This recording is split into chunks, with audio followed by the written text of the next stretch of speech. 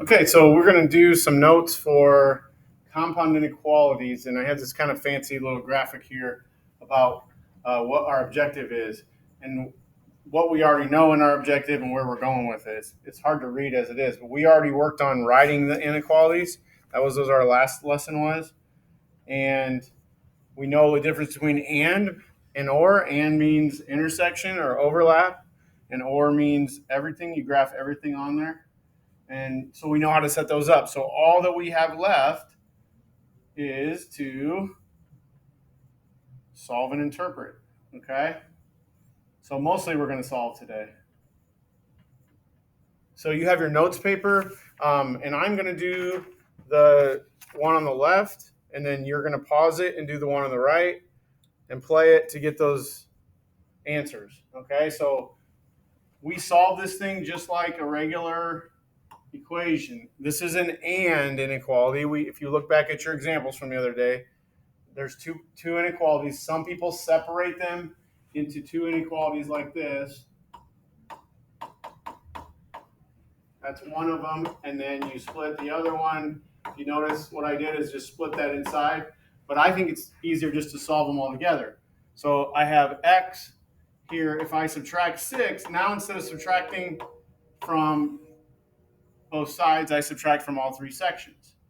So this is negative 24, x, and 18. I didn't divide anything, so none of the inequalities have to be changed. Put on negative 24 and negative 24, negative 24, 18, 18. Right here is one solution.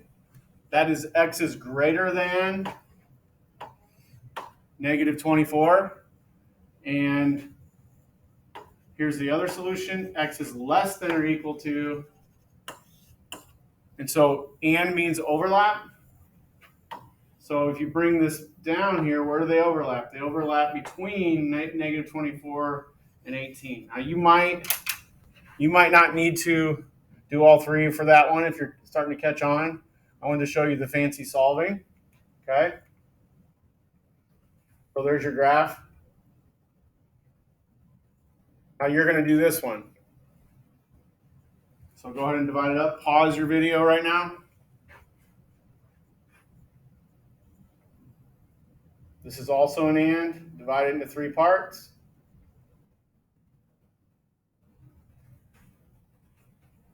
So when you solve it like that, it's ready to go. You don't even have to do the top two graphs once you catch on. Some of you are starting to catch on to this. It's greater than or equal to and less than. You know it's going to overlap in that middle part. Just be careful, because if you divide by negative, you might flip things around. Okay, this is one that's and. This is number 2 on the list. This is one that is and it's split up into two parts. So I'm just going to solve each one.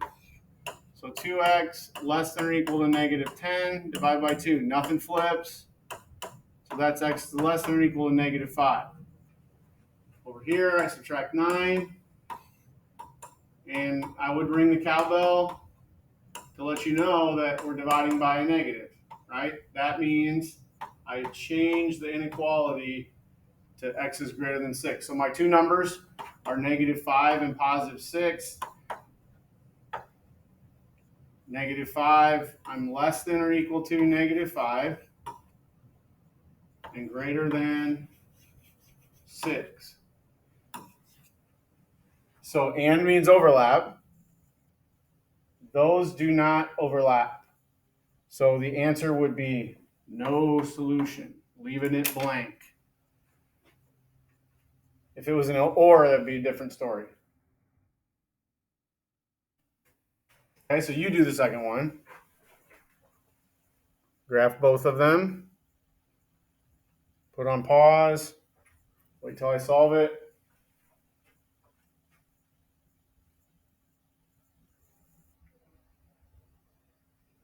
Now you can watch. So this one is r is less than or equal to negative 7. R is less than or equal to 5. Both arrows going the same direction. So there's that one, there's that one. They overlap at this last part. So less than or equal to 7 is your answer. It's kind of a tricky one. That's why you always want to graph it.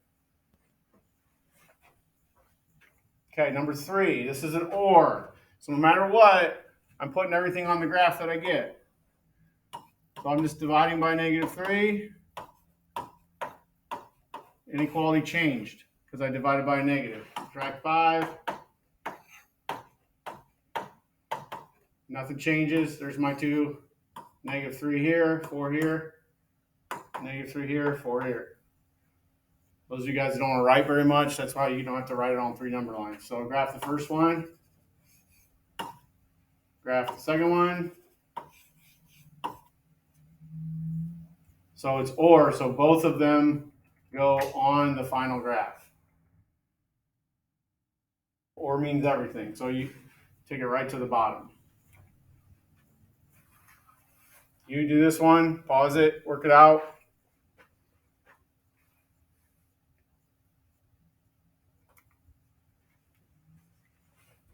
Multiply by 6, m is less than 6. Multiply by 4, m is greater than or equal to -4. It's OR, so everything we graph is going to go on a graph. One's going that way, one's going that way. Put them both on the final graph. Last example for me. Also OR. Subtract 6, 5x greater than or equal to -25. X is greater than or equal to -5.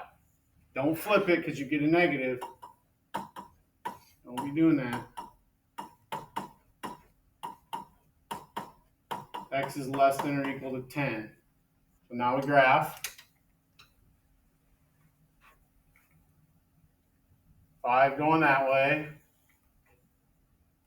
10 going that way. You know the special case, all real numbers, everything over. It would be different if it was and, but it was or. So all real numbers. Your last one. Pause it, work it out.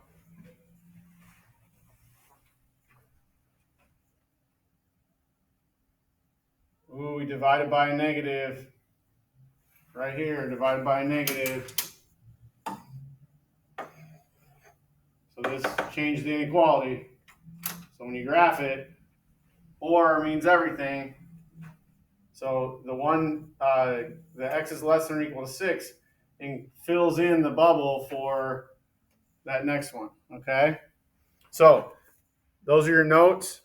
When you flip it over to the back, there are some other notes which you may have time to get to, but that will not be your priority.